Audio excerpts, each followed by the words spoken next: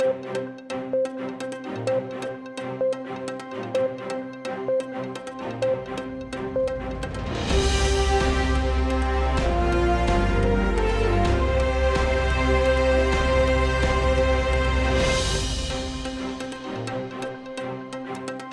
everybody, I'm Andy Lagopus, and welcome to the first episode of ZNN Interviews. Tonight we have a very special guest with us. You may know him as the King of Feels, or that jerk whose comics made me cry. Please welcome the artist behind the epic Judy is Dead, MisterMead. Hello, good to be here. Good to have you here. So, tell us a bit about yourself. What led you to start drawing? I began drawing a couple of decades ago. I had seen Akira back then when anime was a novel concept. It was the very first Japanese animated movie I saw. That's and awesome. I was just blown away by the animation quality of it. So that's kind of when I started picking up. I started where many people do begin, just by copying manga and anime kind of things. It wasn't that easy to come across back then, so kind of primitive stuff, really. Well, that's awesome. So, where does the name MisterMead come from? Well, two things about that. Mead is actually my middle name, so that is my name. Oh, really? Yeah, but the problem is that it's not all that uncommon. So typically when I try to register for a site or something, that name is already taken. And many kind of permutations of it is also not available. So in this particular case, I just ended up with Mr. Mead because earlier I had gone with Master Mead, but that seemed a bit audacious. I don't know. It's got a nice ring to it. Master Mead. Yeah, well, I guess I've become more humble in my older years. Okay, that's fair. Where are you from? Not telling. Although it's in Europe somewhere. Okay. So, have you been involved in any fandoms before Zootopia? Not really. Not in this way. I mean, I've done fan art and the like, but kind of participating with a fandom is a new thing for me. Yeah? How so? I haven't done it before. Okay, that's a fair answer. I don't know. A lot of people kind of migrated from other fandoms, I guess. It seems like a lot of people kind of came from the My Little Pony fandom, particularly, and others. But in my case, included. I don't know.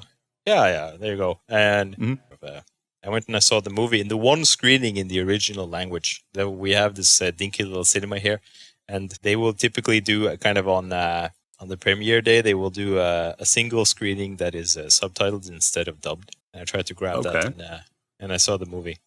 It was the British version, actually. So it was Zootopia, that I saw. Zootopia. Yeah.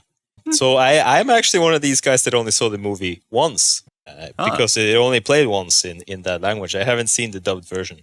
I'm not that interested in seeing that. Okay, cool. Yeah, I was actually about to ask how many times you'd seen it, so... Personally, it was the first movie I've seen in theaters 8 times. I've never been inspired to do that with any other movie ever, even Star Wars. Yeah, it's an amazing movie. So, what about Zootopia that's either canon to the movie or from fanon sort of inspired you to tell the story of the ZPD in a next generation sort of setting? Well. Getting into Judy's Death a little here. Yeah. It's a bit of a leading question because I don't know if I have a very satisfying answer to that in particularly. What happened, was that on this image board, someone basically had a discussion going, and I didn't even actually see the discussion as such. I just kind of caught the tail end of it. So the basic premise was, what would be more sad? Of one of them dying and then the other one kind of having to go on without them. And the consensus was that, Nick is, it's kind of implied that he's a bit of an emotional wreck. So if he kind of have found his center with Judy sort of giving his life new purpose, right? And then she just gets torn away, then he would not take that very well, I believe. I kind of agree. I think that Judy is probably so emotionally well adjusted that she would move on in short order. So then someone kind of threw out this suggestion. It's like, what then if Nick kind of becomes the chief and then there's a new Hops that sort of follows in Judy's footsteps. All right. And I thought that that's a fun premise. Let's draw a little comic about that. All then right. half a year later, I had drawn 150 pages about that. Did you ever expect it to get as big as it did? Oh no, absolutely not. I don't think that anyone kind of goes into a thing like this to thinking that it'll be big. In this case, it was never intended to be this big. I never had a plan until about midway through. So to begin with, certainly, it was just kind of one-off things. You see that in the first few strips, the style changes a lot if you kind of know what to look for. And the characters sort of have different appearances. So Nick looks very different in the first strip than it does in the second, and then even in the next few ones. Interesting. Yeah, and it was, now I must have drawn them 1,000 times, so I kind of have a style, but they're still changing bit by bit. Awesome. Back then it was very sort of, it's like, oh God, how do I draw this nose? It's like, oh God, one problem with this freaking... How do I rabbit? Yeah. It's like, okay, so you try to draw Nick, right? And it's like sort of, okay, yeah, he's kind of facing you, so you don't have his snout in profile. For the first few strips, it was kind of always kind of a one-off. There's another one-off strip, sort of, right? And then I got an inspiration to do one more. So, and I guess the response to the second strip, which was Pocket Change, was kind of the high point. Early. That one is... Oh, man. That one's fantastic. That one is the most popular in terms of response. It even got, like, fan dub and everything. Yeah, I guess it's sort of famous. And after that, it's like I say, that was kind of the peak. And after that, it was all downhill. Rehashing the same concept over and over again. It's like, yeah, Nick is all alone. And he's so lonely. Oh, God, look at this guy. He's so lonely. And oh, it's so sad. And Judy is still dead. And no, I don't know how she died. I'm not telling. I'm not going to make any, that was a later question on this list of questions, like, how did she die? Yeah. Yeah. No, I'm even not, you I'm don't know. Maybe. Good to know. Even you don't know. I have no idea. And I actually think that was one of the best things about the series is that it's kind of kept unclear. And it's not really important either, I think, for the comic itself, at least not for that story. This story kind of ended up becoming this, coming to terms with loss. And everyone deals with loss differently and yada yada. And here you have this Nick character, and he's probably not the most well-adjusted animal to begin with. And then he kind of has this terrible loss, and it takes him decades to kind of get over it. But in his own way, he kind of does in the end there. So you introduced several brand new characters like Cat Clawhauser and reinvented some old ones from the concept art like Mayor Swinton. Anything you can tell us a bit about their development? I remember thinking I introduced this Clawhauser character. That was actually sort of, that was what, the third strip, I think? That was still when I was kind of, it was like, oh yeah, I'm so clever, haha. Here's like this character, and you think that it's Clawhauser from the movie, but it turns out that it's not, but it's this water buffalo, which obviously is implying something. Race. Yeah. So there's everyone kind of makes this connection in their head, right? And I never explained it why she's called that. After a while, though, it was handy to kind of have a character that I'd already introduced that could be this sort of foil and this friend to this new Hops rabbit that also kind of took on her life of her own, pretty much.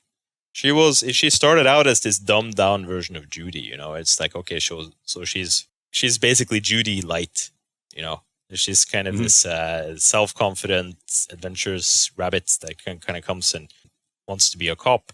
And at that point, the story was basically about this as Nick as kind of a police chief and how he would have handled this Julie character.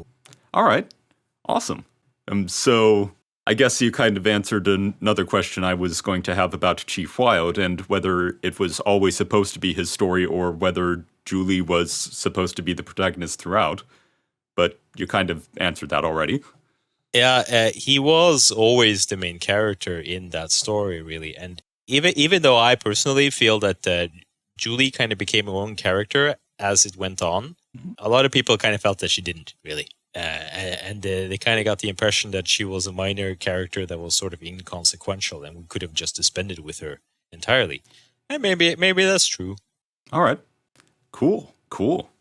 So what about the villain of the series, Mayor Swinton? Yeah, Swinton, well, there are a lot of weaknesses in the story, I think. Kind of looking back, the whole kind of Swinton thing. I remember being out on a run, actually, and getting the inspiration for this. I kind of wanted to bring back the Swinton character. But at the same time, I kind of knew that I was treading into dangerous territory if I were to introduce her, because she would kind of need to have her own arc. So I had this idea that it's like, okay, there was in the which one was it? The fourth one, where you see Chief Wild kind of going through his day, and he kind of every day he sort of decides that this is his final day in the job, but he always goes on one more day, kind of in the memory of Judy, right? Right. And you see this one panel where there's kind of talk about this fur trading ring, and Julie kind of overstepped her bounds and arrested this foreign diplomat, which I made a reptile. I thought that was a great idea. Yeah, that's really cool. And if you haven't read it yet, there's a whole fan fiction going into this that if you're listening to this and haven't read, go check that out.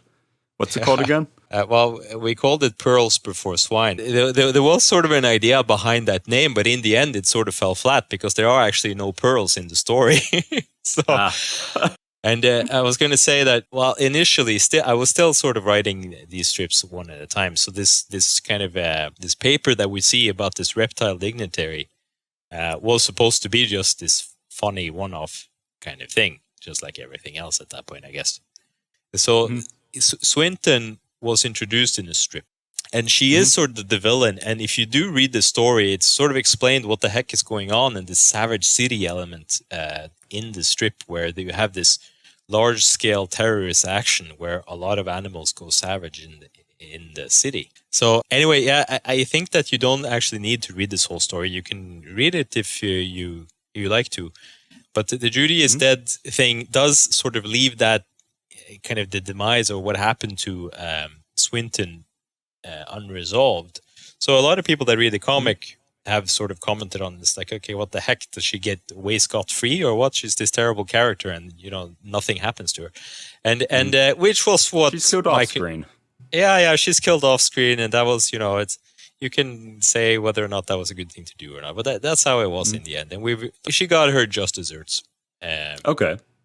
But I do think though, which was probably the best choice, was to kind of not evolve this too much in the comic, because I didn't want to veer too far away from it. Even what we got, I feel a lot of people felt was too much of a sort of an abrupt change in mood. Suddenly you have this large scale terrorist action, and you have action scenes and all this nonsense in the middle of this, very intimate, emotional story about losing a loved one. Well, I mean, the action scenes were pretty dang awesome. Well, I'm glad you think so. I did learn a lot from making them, and I did kind of like some of the compositions that I put together there.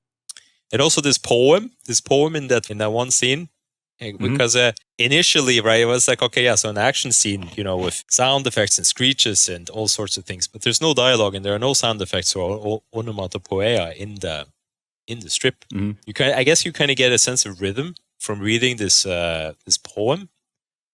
Which was kind of effective, I thought. And that poem is written by my collaborator friend. That's all him, and I thought it was pretty dang cool. I only did, if I remember right, I did just like a couple of changes to a sentence or two, a couple of words. I forget why. Yeah, no, that sounds awesome. And speaking of this writer friend of yours, this would be Writing On, right? Yeah, Writing On. That's the moniker it goes by. He's on... AO3, Archive of Our Own. Yeah, he's the one who wrote Water Under the Bridge, right? Yeah, that's right.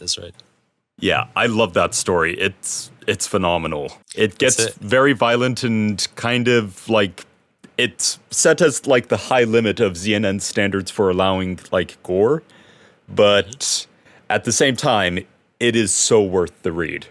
I highly recommend to anyone who hasn't, go check it out. We'll be putting a link in the description. So I'm very happy to have him on board, and he actually wrote the script for this new comic project that I'm working on now. Yeah, Water Under the Burrows, right? Yeah, Water Under the Burrows. It's a direct sequel to his fanfic. Although we worked very hard to kind of make it approachable for anyone that hasn't read, because presumably most people that kind of just follow my blog and just like the comics will not have read his, 14,000 word story. After the Swinton strip, then I started having more of a long-term plan it was at that point I actually planned what I think is the best strip in the whole story, which I called The Bridge. Ooh, yes. Which was kind of this like a apology and forgiveness chapter where Wilde apologizes to Julie about how he's acted, kind of, right? The idea I had for the scene was that it sort of mirrors the apology scene where Judy apologizes to Nick in the movie, and that scene is called Nick's Bridge. In the bridge in the comic, it opens with talking about the bridge that they were on, Eyetooth Bridge, where Wilde kind of bursts in. He's the cavalry coming to the rescue, and he saves Julie from these savage predators or savage animals. But also, it's kind of them bridging the gap between them. So you have a kind of a bit of a literary bridge there, and as well, he's on death's door. The guy, okay, he's injured and he's kind of about to die. Yeah, so, hanging on the bridge between this life and the next. Yeah, so he's on the bridge between this life and the next, as you say. And on top of that, there's also sort of this kind of feeling of kind of a changing of the guard there. So you have a generational bridge there as well. So, man, so many freaking bridges. You keep finding them. But it's actually interesting because you don't actually see any bridges. I haven't drawn a bridge in that chapter. Yeah, that's a good point.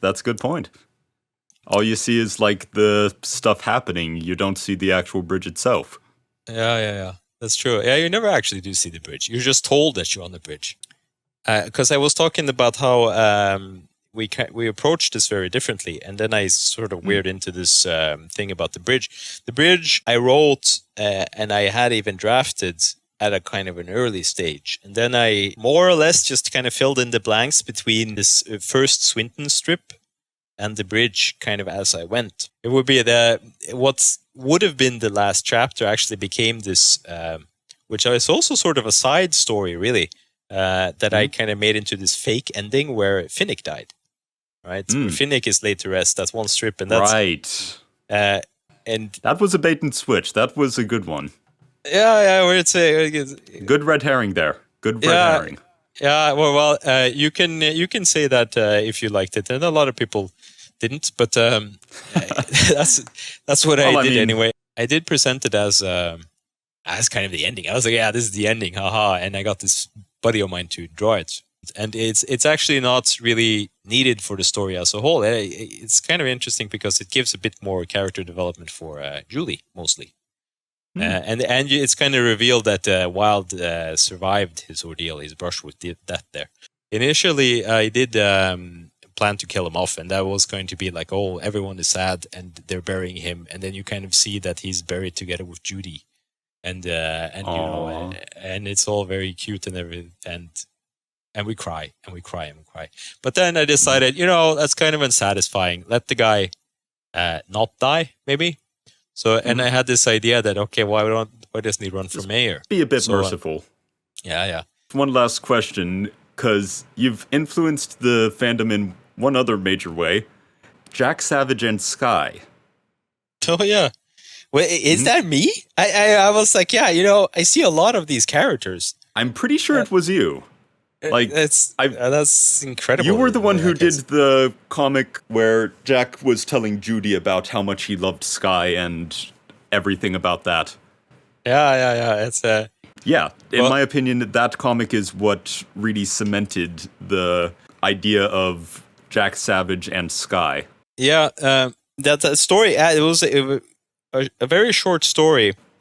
That was written as a green text on this image board, and I thought it was very powerful. I was like, man, this would actually make a great little strip.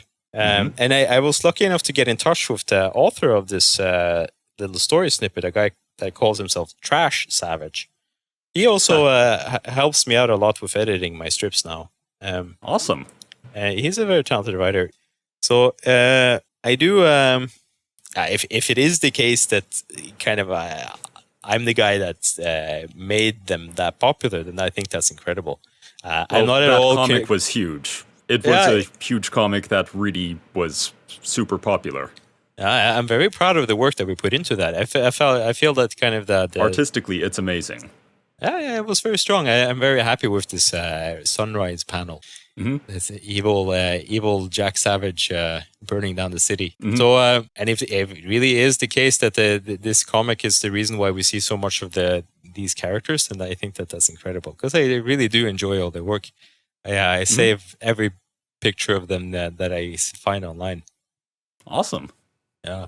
I really do want to kind of revisit their story, not exactly as a tie-in to this Darkest Places strip. That's kind of a standalone, because I kind of want to make a story with them together, and I think that might be a future project after I finish up this Water Under the Burrows.